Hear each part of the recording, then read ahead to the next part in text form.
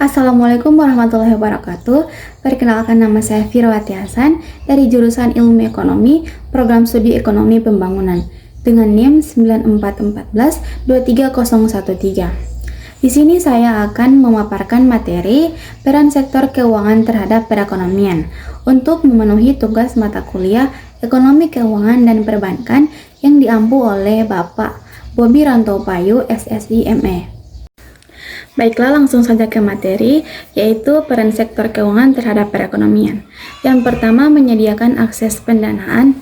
Sektor keuangan memungkinkan individu dan bisnis memperoleh modal yang diperlukan untuk memenuhi kebutuhan mereka, seperti membeli rumah, mendirikan usaha, atau membiayai proyek-proyek besar. Perbankan dan pasar modal berperan dalam menyalurkan dana dari pihak yang memiliki surplus dana atau penabung ke pihak yang membutuhkan dana atau investor atau peminjam. Bentuk akses pendanaan bisa berupa pinjaman perbankan, obligasi, modal ventura, dan crowdfunding. Berikut data penyaluran kredit UMKM dari perbankan. Total kredit yang disalurkan ke UMKM terus meningkat sejak tahun 2020, meskipun pertumbuhannya bervariasi. Pada tahun 2021, pertumbuhan melambat menjadi 2,5% akibat dampak pandemi COVID-19. Pada tahun 2022 dan 2023 menunjukkan bahwa pemulihan ekonomi dengan pertumbuhan masing-masing 6,5% dan 7,9%. Selanjutnya, kredit usaha rakyat atau KUR merupakan skema pembiayaan yang diberikan oleh pemerintah dengan subsidi bunga untuk membantu UMKM mendapatkan akses modal. Pada tahun 2022, realisasi KUR mencapai 365,5 triliun, hampir menyentuh target sebesar 373,1 triliun. Namun pada tahun 2023, realisasi KUR hanya sebesar 255,8 triliun, lebih rendah dari target 297 triliun. Hal ini kemungkinan besar disebabkan oleh faktor-faktor seperti kenaikan suku bunga dan kebijakan penyaluran kredit yang lebih ketat. Peran sektor yang kedua yaitu memfasilitasi investasi dan tabungan.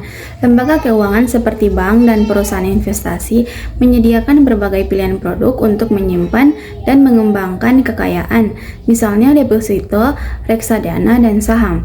Dengan adanya sistem keuangan yang baik, masyarakat lebih terdorong untuk menabung karena tersedia berbagai instrumen investasi yang menawarkan imbal hasil yang kompetitif. Sektor keuangan juga membantu menyalurkan tabungan ke sektor-sektor produktif dalam perekonomian, sehingga dana yang tidak digunakan bisa menghasilkan nilai tambah bagi ekonomi.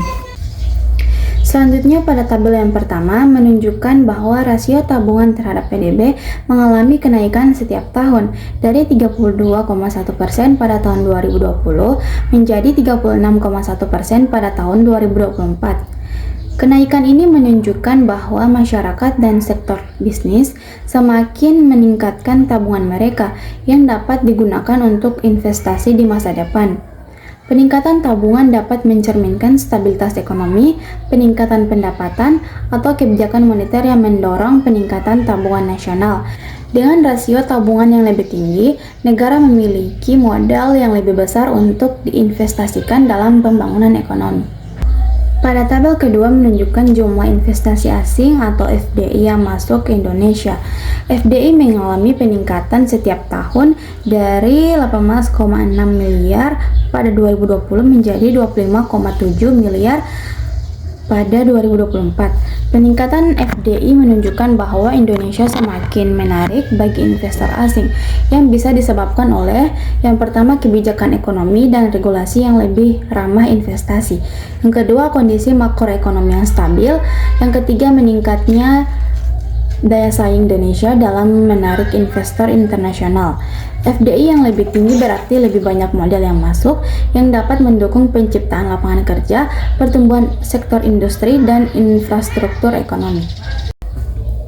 Berikut peran sektor keuangan yang ketiga, yaitu meningkatkan efisiensi ekonomi.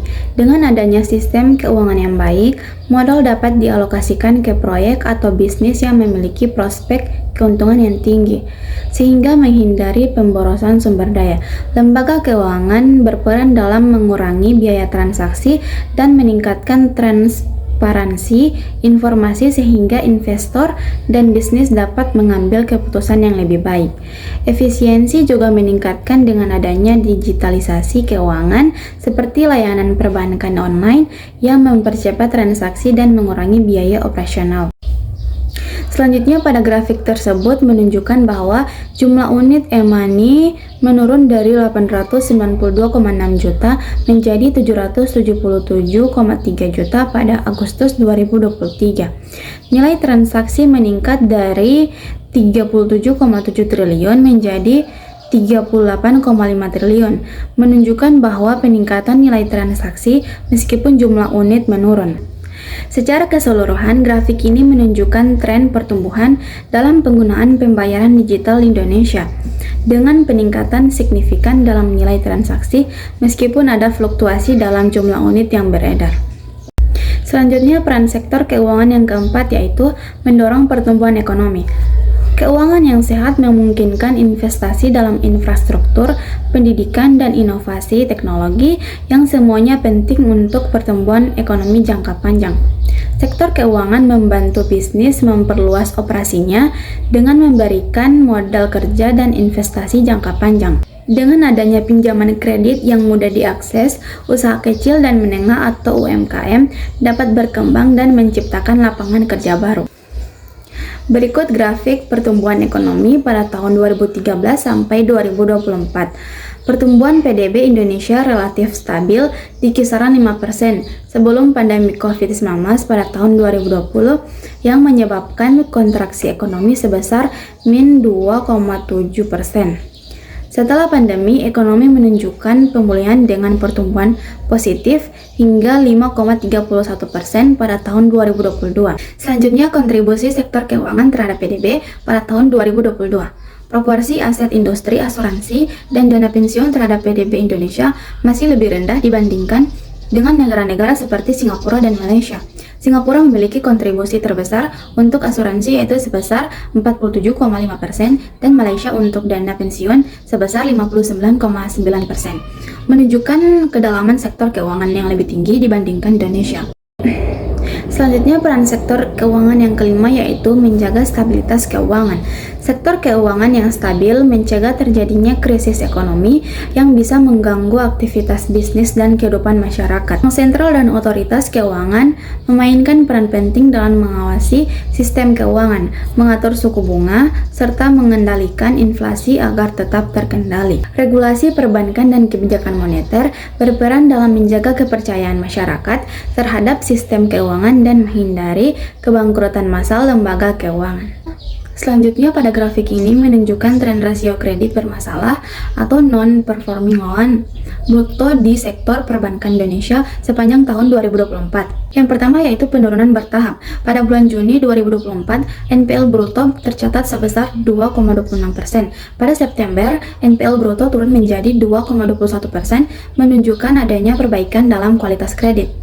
Kemudian pada bulan Oktober, NPL bruto semakin membaik ke 2,20%. Diperkirakan pada Desember 2024, NPL bruto berada di sekitar 2,18% yang menunjukkan stabilitas perbankan. Adapun faktor-faktor yang mempengaruhi penurunan NPL yaitu kebijakan restrukturisasi kredit dari pemerintah dan bank sentral membantu peminjam yang terdampak ekonomi.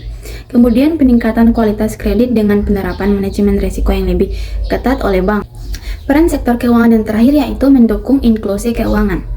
Inklusi keuangan berarti memberikan akses layanan keuangan kepada seluruh lapisan masyarakat, termasuk mereka yang tinggal di daerah terpencil atau kelompok berpenghasilan rendah. Dengan inklusi keuangan, masyarakat dapat membuka rekening bank, mendapatkan pinjaman mikro, serta menggunakan layanan pembayaran digital tanpa harus menghadapi hambatan besar. Layanan fintech atau mobile banking membantu memperluas jangkauan layanan keuangan ke masyarakat yang sebelumnya sulit dijangkau oleh bank konvensional. Grafik tersebut menggambarkan perkembangan indeks inklusi keuangan di Indonesia dari tahun 2021 hingga 2024 dengan membandingkan tingkat inklusi keuangan secara nasional dan syariah. Inklusi keuangan nasional menunjukkan tren meningkat setiap tahun dari 82% pada tahun 2021 menjadi 90% pada 2024. Peningkatan ini mencerminkan keberhasilan berbagai kebijakan pemerintah, termasuk digitalisasi layanan keuangan, peningkatan akses perbankan di daerah terpencil, serta program edukasi keuangan bagi masyarakat. Sekian pemaparan materi dari saya. Wassalamualaikum warahmatullahi wabarakatuh.